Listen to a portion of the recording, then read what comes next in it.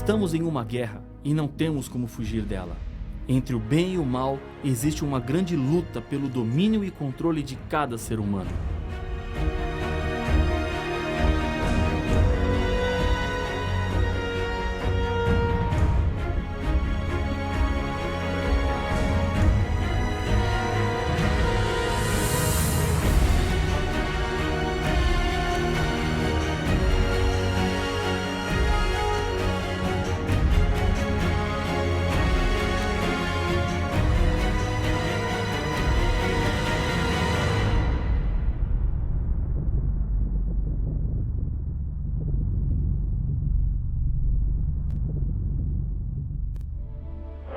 Essa guerra começou no céu com a rebelião de Lúcifer.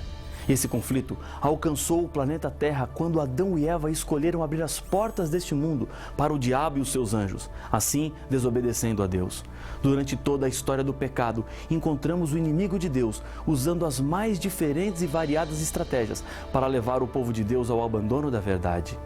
Uma das mais poderosas mensagens do Apocalipse trata da esperança de que em breve todo o mal terá fim. Para isso, Deus tem a sua igreja para cumprir a missão de levar as pessoas à salvação, através de Jesus Cristo como Senhor e Salvador das suas vidas. A igreja de Deus é identificada através da Bíblia e das profecias do Apocalipse. Veja o que diz Apocalipse capítulo 12 e o verso 1. Viu-se grande sinal no céu, a saber, uma mulher vestida do sol, com a lua debaixo dos pés e uma coroa de 12 estrelas na cabeça. A linguagem do texto é simbólica. A Bíblia apresenta alguns símbolos como representação do povo fiel de Deus, e um deles é a figura da mulher. No Jardim do Éden, logo após Adão e Eva terem cometido o pecado, eles tiveram que encontrar-se com Deus. Junto com o casal estava o diabo, que havia seduzido e enganado o primeiro casal. Deus disse à serpente: "Porém inimizade entre ti e a mulher, entre a tua descendência e o seu descendente. Este te ferirá a cabeça, e tu lhe ferirás o calcanhar." Gênesis capítulo 3 e o verso 15. Esta é a primeira profecia da Bíblia. Quando Deus menciona aqui a expressão mulher, Ele não estava apenas referindo-se a Eva, mas ao povo de Deus que seria inimigo de Lúcifer. Em Apocalipse 12, a mulher é símbolo da igreja pura. O sol representa a Cristo, conforme apresenta o Salmo 84, verso 11. A lua, que reflete a luz do sol, é representada pela Bíblia Sagrada, que forma a base de todos os ensinos da igreja. A coroa representa a vitória. Os vencedores são coroados e as 12 estrelas na cabeça representam o povo de Deus, que formam a igreja de Deus aqui na terra. O povo vitorioso, os descendentes da mulher, são aqueles que são obedientes aos mandamentos e têm o testemunho de Jesus, como nos apresenta Apocalipse capítulo 12, o verso 17. No verso 2, a Bíblia acrescenta um detalhe ao estado da mulher, que achando-se grávida, grita com as dores de parto, sofrendo tormentos para dar à luz. Apocalipse capítulo 12, verso 2. A gravidez, sem dúvida nenhuma, é uma referência ao libertador da igreja, Jesus Cristo. O Salvador estava prometido desde o dia em que o pecado entrou nesse mundo. O profeta Isaías profetizou quanto a Jesus. Porque um menino nos nasceu, um filho se nos deu, o governo está sobre os seus ombros, e o seu nome será Maravilhoso, Conselheiro, Deus Forte, Pai da Eternidade, Príncipe da Paz. Isaías 9:6. Na mesma cena onde está a igreja verdadeira, também aparece o diabo. Diz a Bíblia: "Viu-se também um outro sinal no céu, e eis um grande dragão vermelho, com 7 cabeças, 10 chifres nas cabeças e 7 diademas." Apocalipse capítulo 12 e o verso 3. E o dragão tem um objetivo em mente ao colocar-se diante da igreja. Acompanhe a leitura do texto. "E o dragão se deteve em frente da mulher que estava para dar à luz, a fim de lhe devorar o filho quando nascesse." Apocalipse capítulo 12, verso 4. Herodes decretou a morte de todas as crianças judias quando Jesus nasceu. A profecia bíblica nos disse que o dragão queria devorar o filho da mulher. Por trás desse decreto estava mais uma vez a astúcia do inimigo para que aquele filho não crescesse e cumprisse sua missão de salvação neste mundo. O plano só não deu certo porque José foi avisado por um anjo e eles fugiram para o Egito. Jesus foi tentado por Satanás a desviar-se de sua missão durante todo o seu ministério, até na cruz. Da mesma maneira como o diabo tentou destruir o filho da mulher, ele hoje trabalha para destruir os nossos filhos, a nossa família e a nossa vida. Lares divididos, filhos perdidos, sonhos estragados, pais desesperados. Tudo isso tem um autor. O dragão que tentou destruir a Cristo e acabar com a sua missão é o mesmo que hoje causa tanta dor e tragédia na vida dos seres humanos. A profecia bíblica vai recontando a história do passado para apresentar a certeza de que as promessas de Deus se cumprirão no futuro. Jesus Cristo cumpriu a missão de salvação dos seres humanos. Mais uma vez, o diabo foi derrotado. O Apocalipse nos diz que depois de cumprida a sua missão, Jesus foi arrebatado para Deus até o seu trono. Apocalipse 12 e o verso 5. Mas, mesmo com a vitória consumada, o diabo não desistiu do seu plano, destruir a igreja de Deus. O capítulo 2 do Apocalipse continua descrevendo a luta entre a igreja e o dragão. No verso 6, a Bíblia nos apresenta: a mulher, porém, fugiu para o deserto, onde lhe havia Deus preparado lugar para que nele a sustentem durante 1260 dias. Essa profecia fala de perseguição. E a história da igreja cristã registra um período escuro da humanidade, quando houve perseguições por causa da fé. A política e a religião se uniram e nessa época começou a entrar no meio da igreja costumes do paganismo e doutrinas humanas. A profecia indica que a igreja verdadeira de Deus não se entregaria às mentiras, mas teria que fugir para o deserto.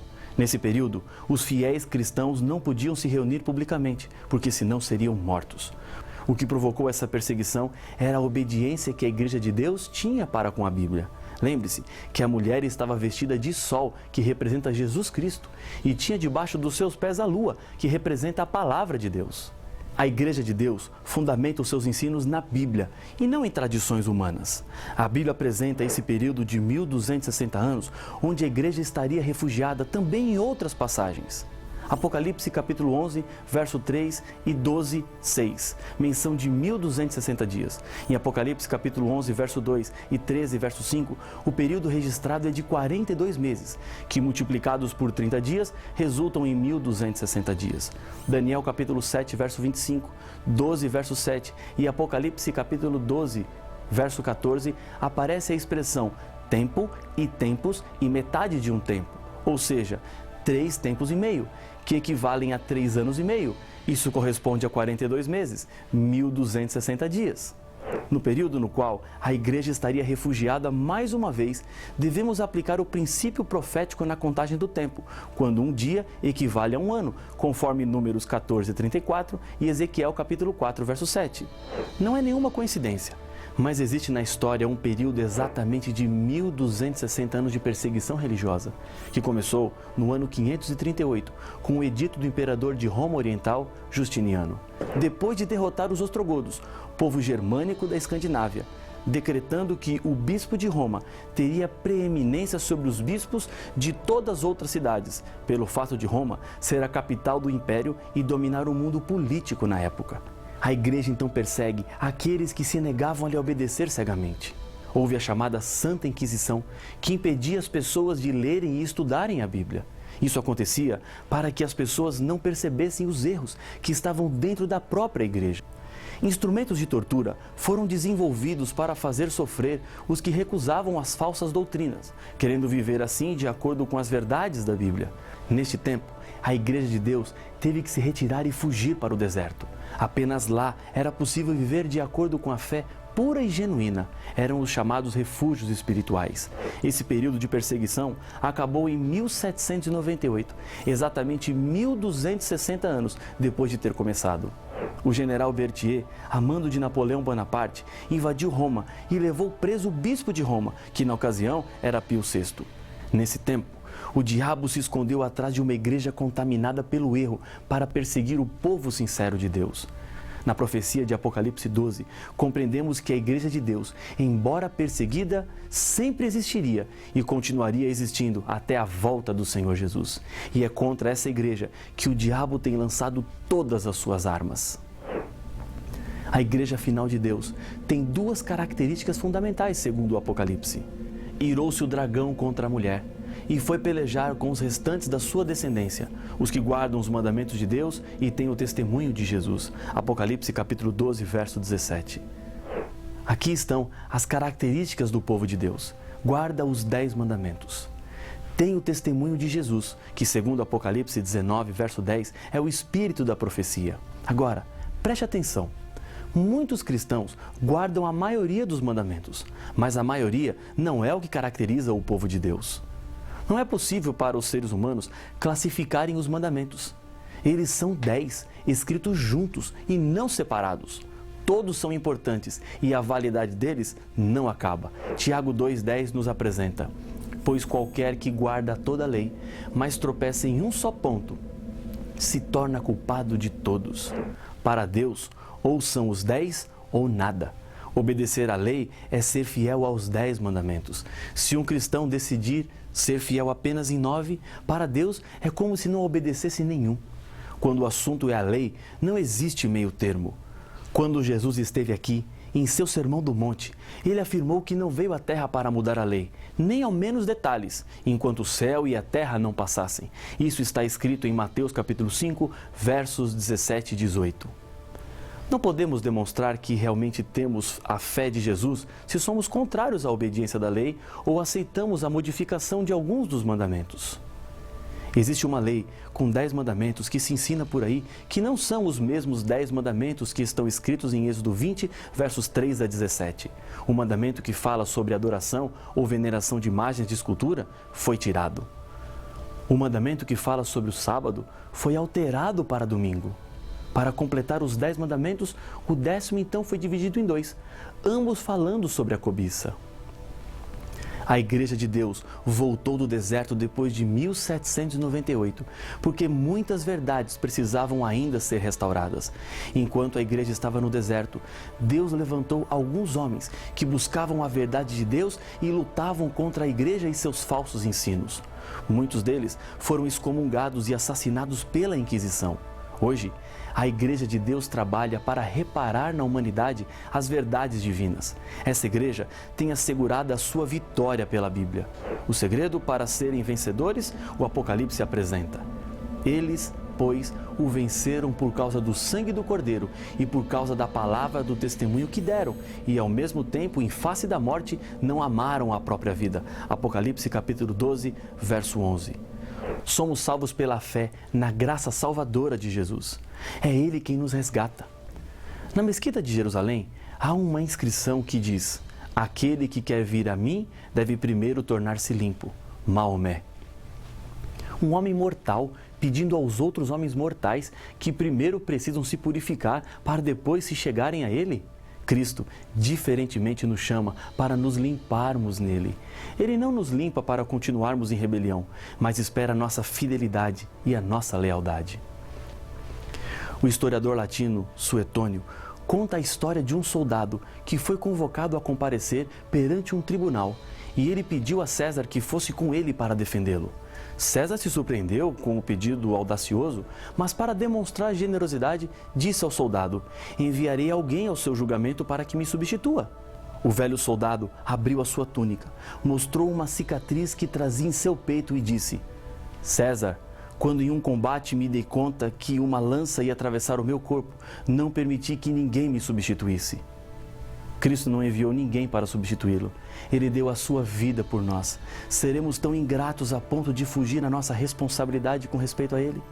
Assim como a figueira não produz frutos para receber méritos, mas produz frutos porque há uma figueira, o cristão não faz o bem porque é bom, para pagar a salvação. Cristo já pagou o resgate e a obediência que Deus espera acontece porque somos novas criaturas em Cristo Jesus. Com base nos últimos estudos que fizemos, a Bíblia nos mostra claramente quais são as principais características da igreja verdadeira. São elas: primeira, surgiria como organização depois dos 1260 anos no deserto, ou seja, depois de 1798, como nos afirma Apocalipse capítulo 12, verso 6. Surgiria do movimento de 1844, de acordo com Daniel, capítulo 8, verso 12 e 14. Surgiria como resultado do desapontamento que aconteceria em 1844, predito em Apocalipse capítulo 10, da mesma maneira como a igreja cristã surgiu com o desapontamento da cruz. Manteria as verdades apostólicas, como estão na Bíblia, porque teria a fé de Jesus, como está escrito em Apocalipse capítulo 14, o verso 12. Guardaria os 10 mandamentos de Deus, inclusive o 4º mandamento, que fala sobre o dia de sábado, conforme Apocalipse capítulo 12, verso 17, capítulo 14, verso 12 e Êxodo 20, 3 a 17.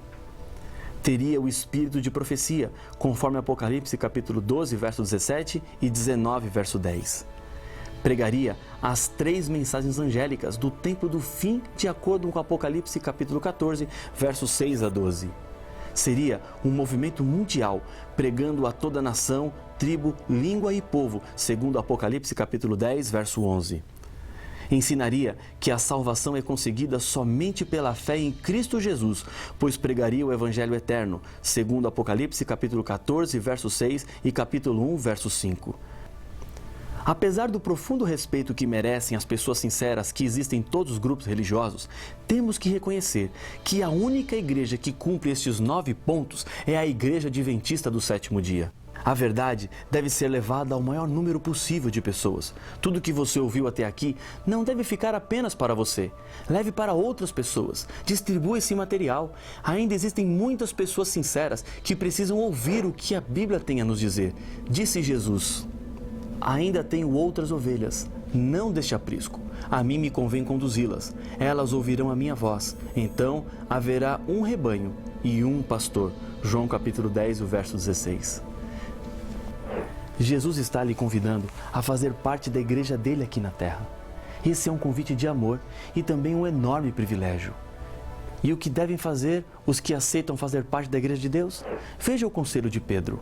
Ouvindo eles estas coisas, compungiu-se-lhes o coração e perguntaram a Pedro e aos demais apóstolos: que faremos, irmãos? Respondeu-lhes Pedro: arrependei-vos e cada um de vós seja batizado em nome de Jesus Cristo, para a remissão dos vossos pecados, e recebereis o dom do Espírito Santo.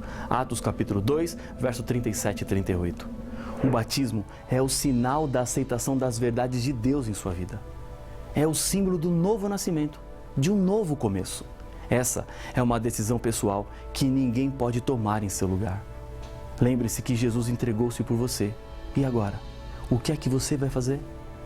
Eu sei da sua decisão e por isso eu quero lhe convidar a orar comigo agora. Senhor, obrigado por nos mostrar o caminho da Tua Igreja verdadeira na terra. Abençoa a nossa decisão, o desejo do nosso coração, em nome de Jesus. Amém.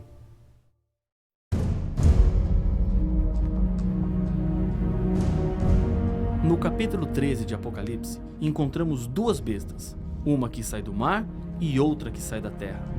Vi emergir do mar uma besta que tinha 10 chifres e 7 cabeças, e sobre os chifres 10 diademas, e sobre as cabeças nomes de blasfêmia. Apocalipse capítulo 13 e o verso 1.